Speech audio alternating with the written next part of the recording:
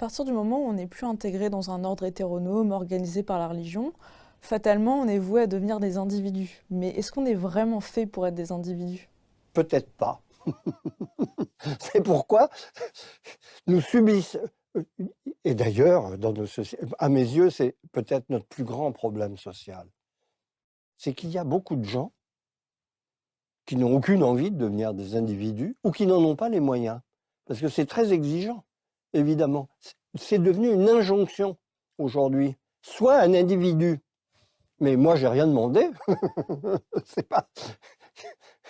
Et pour beaucoup de gens, les liens sociaux du passé représentaient un type de confort parce que ça vous dispensait de vous poser un tas de questions.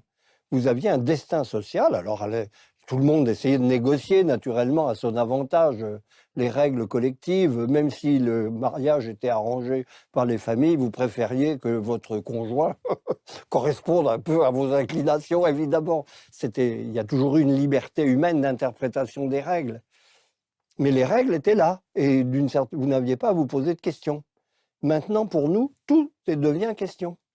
Parce que la liberté, ça veut dire qu'il faut à chaque fois choisir, se déterminer, se décider, devant des choses très complexes à décider.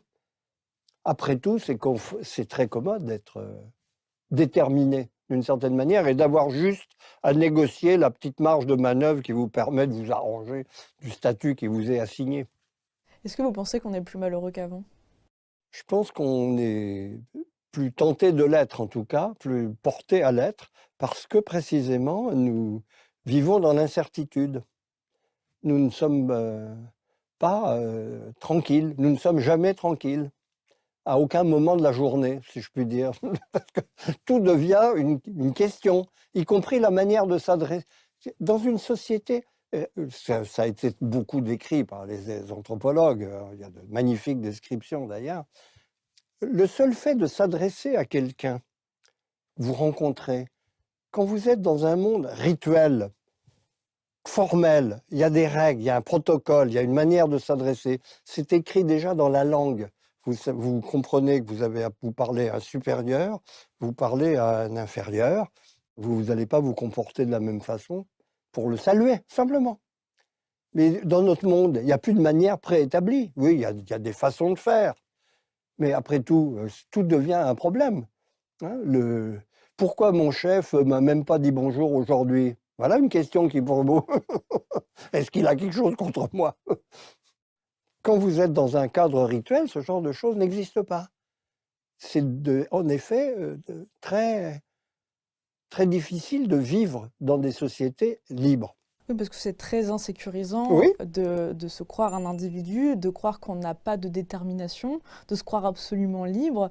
Et au final, on finit écrasé par nos propres dissonances cognitives, puisqu'on essaye de se réaliser nous-mêmes par finalement les injonctions du marché.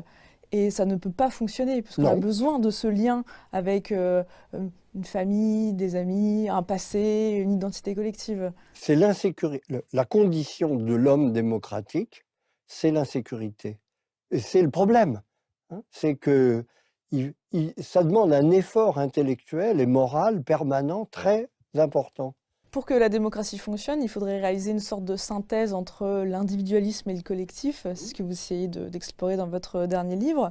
Mais est-ce que cette fuite en avant vers toujours plus d'autonomie ne nous condamne pas à voir toute construction collective comme une menace pour nos libertés individuelles? C'est un des problèmes puissants du monde démocratique d'aujourd'hui, en effet. C'est le paradoxe de l'individu démocratique type. C'est que d'un côté, cet individu démocratique n'est un individu que par la société qui lui dit qu'il en est un, et qui le protège, et qui l'instruit, et qui le fait, lui assure ses conditions d'existence. Hein, nous sommes le contraire des Robinson Crusoe. Nous ne construisons pas notre cabane. Je veux dire. Nous vivons dans la dépendance, comme jamais, de notre société, tout en étant tous, à des degrés explicites divers, mais tout le monde l'est, des anarchistes complets. Des gens qui veulent vivre pour eux-mêmes alors qu'ils sont le produit de leur société. Donc, il y a une tension très forte. Et nous sommes très exactement au moment où on va mettre au programme, si je puis dire, c'est pas conscient, mais c'est réapprendre à vivre. Parce que nous savons, en fait, nous sommes dans un moment intermédiaire. L'héritage du cadre ancien est en train de se défaire à grande vitesse. Hein, on est dans un moment d'aboutissement, d'une certaine manière, de ce processus de sortie complète de ce qui restait d'hétéronomie, qui restait dans les rapports d'autorité, qui restait dans les liens sociaux. Le plus frappant, c'est le changement de la famille, parce que les familles ont été le dernier refuge de l'ordre hétéronome. Hiérarchie des sexes, quand même, elle pouvait être tempérée par le respect mutuel, mais il y avait le chef de famille et puis les femmes dans un statut subordonné, jusqu'à une date très très récente. Et même quand les textes légaux étaient parfaitement égalitaires, le rapport anthropologique, la culture était inégalitaire. Et ne parlons pas des rapports entre parents et enfants. L'autorité allait de soi entre parents et enfants. Elle ne va plus du tout de soi. C'est d'ailleurs tous les enfants aujourd'hui l'ont très bien repéré parce qu'on leur enseigne leurs droits. Mais un jour, ils posent la question, pourquoi je n'ai pas le droit de ne pas aller à l'école? C'est une bonne question. C'est vrai qu'on a tendance à vouloir traiter les enfants comme des adultes et les adultes comme des enfants. Oui, évidemment. Parce qu'il y a de l'autre côté ce besoin de protection qui est plus fort que jamais. Parce qu'un individu, dans la rigueur du terme, il est désarmé. Parce qu'il est tout seul face à une puissance qui le dépasse. Et donc la demande de sécurité dans les sociétés démocratiques est énorme. Alors il y a un cas particulier, c'est le sujet du jour d'une certaine manière, qui est le cas des États-Unis, où précisément c'est une société d'individus qui s'est faite très différemment du cadre européen et où le droit de se défendre soi-même en possédant des armes est, dans l'esprit des acteurs, fondamental pour beaucoup d'entre eux. Ce qui est incompréhensible pour les Européens sont des gens désarmés et un Américain c'est quelqu'un d'armé, si je puis dire, métaphysiquement parlant.